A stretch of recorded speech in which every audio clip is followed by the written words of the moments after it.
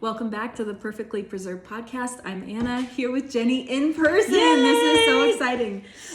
Okay, so we are going to talk about what's new this summer. What are we excited to preserve?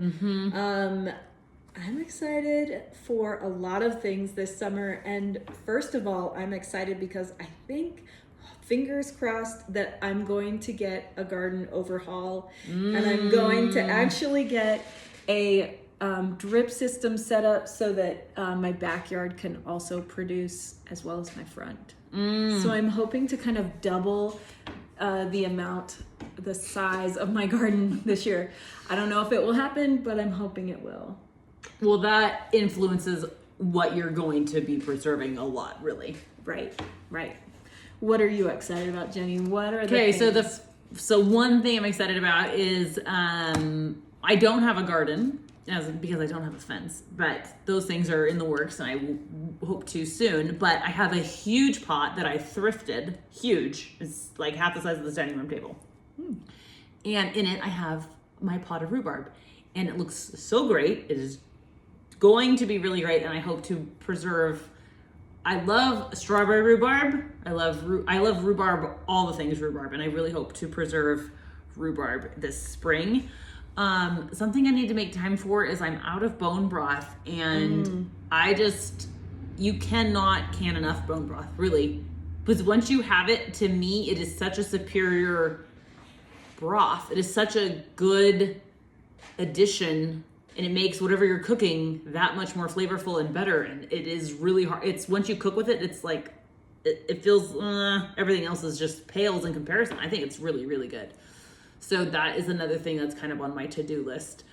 Anna and I are both in the middle of various stages of home renovation, which mine, it kind of feels like, well, not kind of, it feels like I need to empty my pantry, not fill it, because I'm going to have to take everything out of the house, and it'll have to be out for an unknown amount of time while all kinds of things happen inside.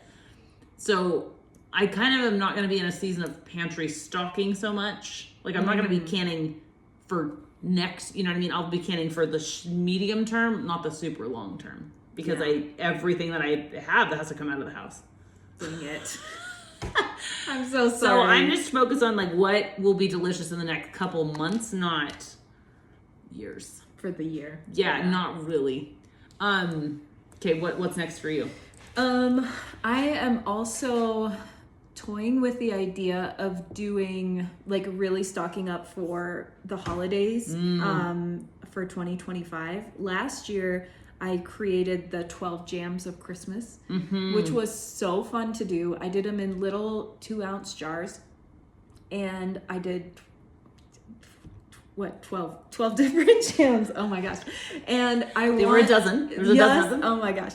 And they were so cute, and I want to spend this year like kind of prepping for that. So when fruit is available, I'm going to start canning them now and getting them ready for the holiday markets. I think they would sell like hotcakes.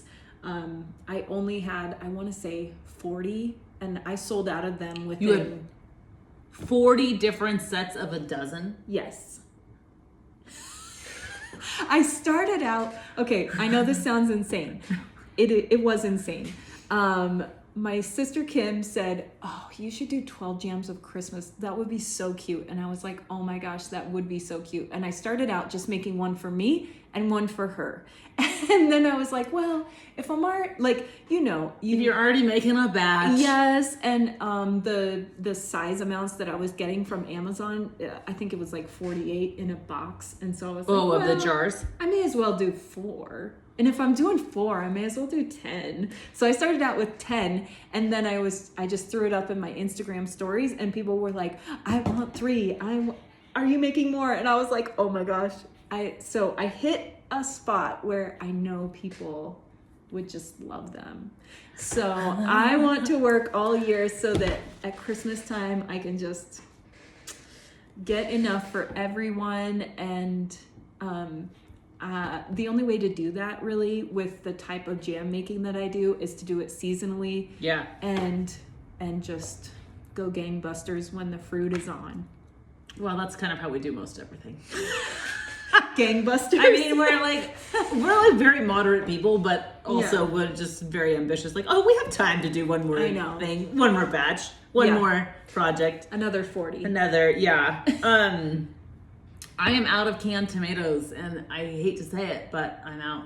What? I know. How dare you? I know, but they take up so much room in the house, and but my family misses it, and I do too. So on my list of things to can this season is some tomato sauce. I don't have an Italian grandmother who would roll over in her grave, so I don't peel my tomatoes. I don't either. I blend them up in the blender. For sauce. Yeah, for tomato sauce. When I say canned tomatoes, I do tomato sauce. I think it's the most versatile for what my family eats. I mean, I do like whole tomatoes, but most of the time I just do tomato sauce. And I don't peel the tomatoes. I just blitz them up, which saves a lot of time. So that is one other thing on my must can. What recipe do you use for that? Do you mind sharing? I don't mind sharing, and I don't know if I remember it I couldn't give the quantities off the top of my head. I have it on my blog.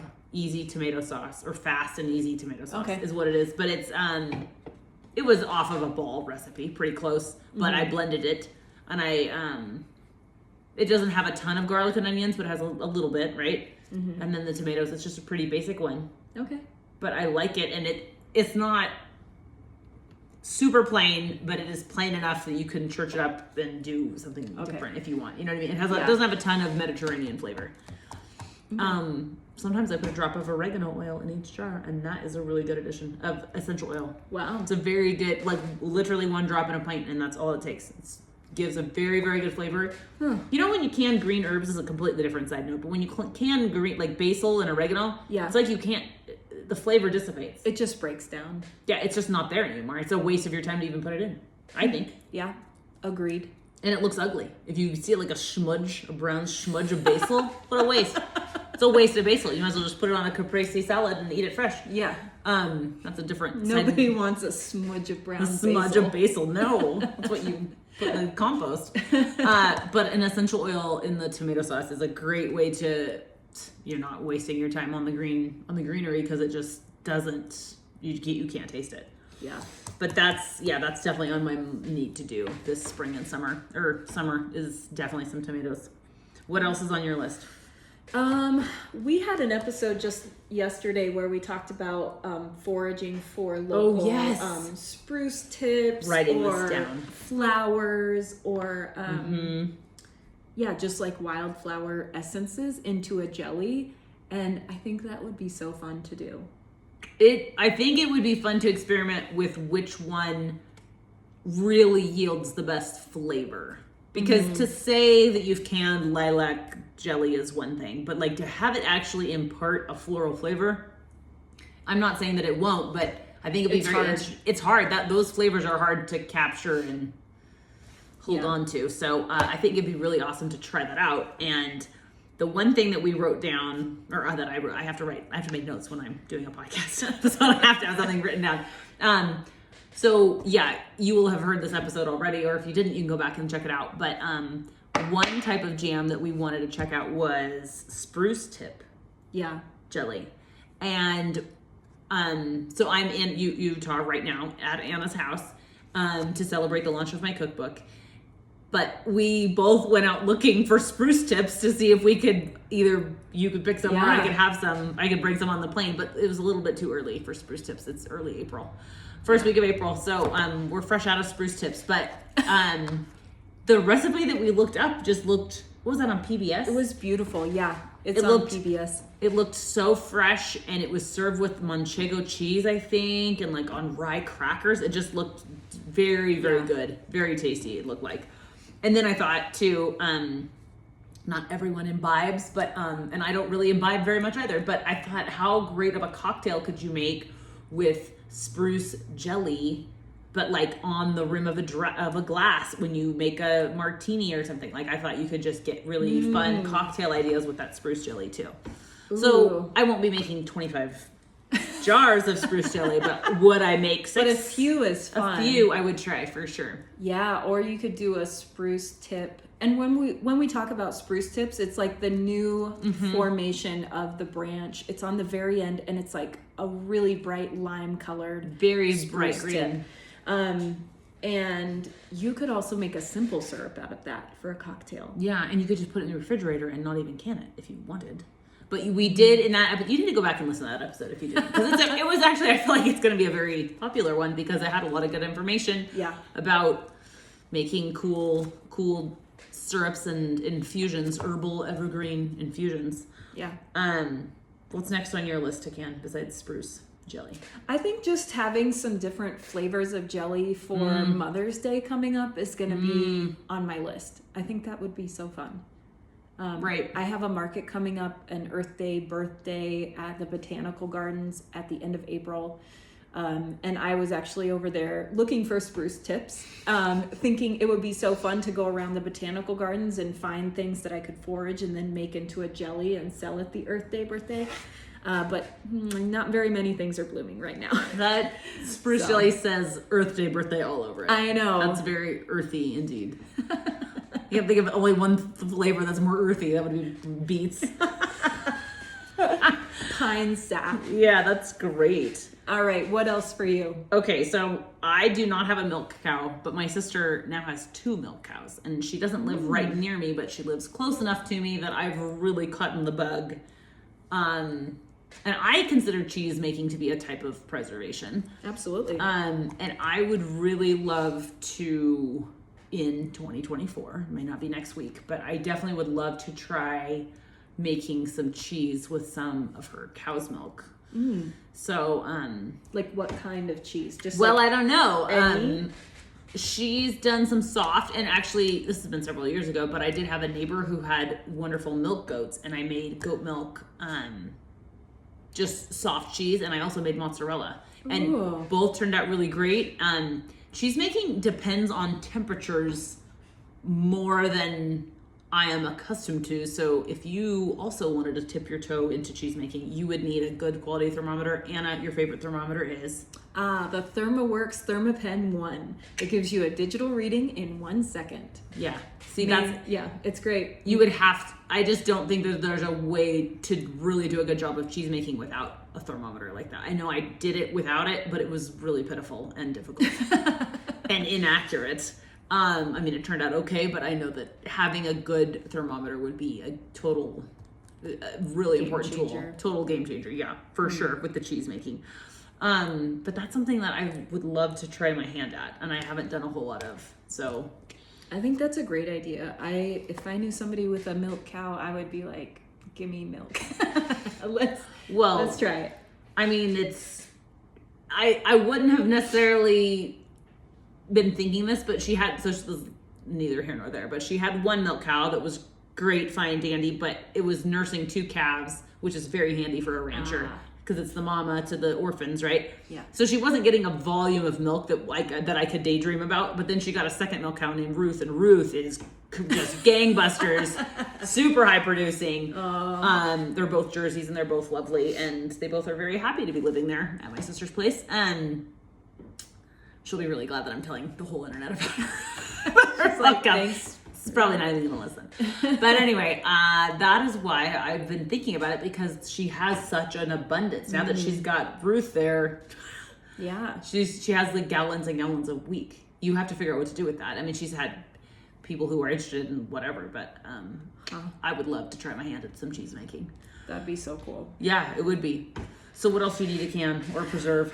I'm trying to think of what I've run out of. I know I love actually having potatoes on hand, canned potatoes. They're so easy to make into a breakfast scramble, or into like just anything for dinner, like a soup or a pot pie or something. Do you think that, would you say that's your number 1 pressure canning pantry staple? No, I would say, like in terms of most valuable? No, I think for me it's salmon. I love having salmon on hand that's canned. That's great. It's hard for me to get Since I live in Utah now, but are potatoes number 2? no. You know what's number 2? Yeah, what's number 2? Beans. Oh, I because then you don't have to absolutely- soak them. Yes, I love having canned beans on hand. It's like half the price of a can of beans. A can of beans at the store, and you can decide what flavors you want to impart. I like to spice mine up sometimes and put like jalapenos in the side, like slices of jalapenos in the side. I love bone broth. It's good that we're talking about beans. Beans really are suffering from a marketing crisis because they're just not very sexy at all. But what a frugal, filling, healthful grocery item. Pantry staple. Yes. I just, I felt, when I was planning recipes for the cookbook, I was just thinking like, why do I not cook beans more frequently? They are so cheap. You can get them anywhere. They're just a healthy, cheap, good for you thing. They're just really they're like the apricot suffering from a lack of good marketing. It's so true. It's like it used to be part of everyday diet, and now I feel like they just sort of fell out of fashion. Yeah. Like many things that are out of fashion that were in that fashion we still love. Right. We love old fashioned things. Yeah. I just thought of something that I did last year that was such a great success that I'm gonna do again.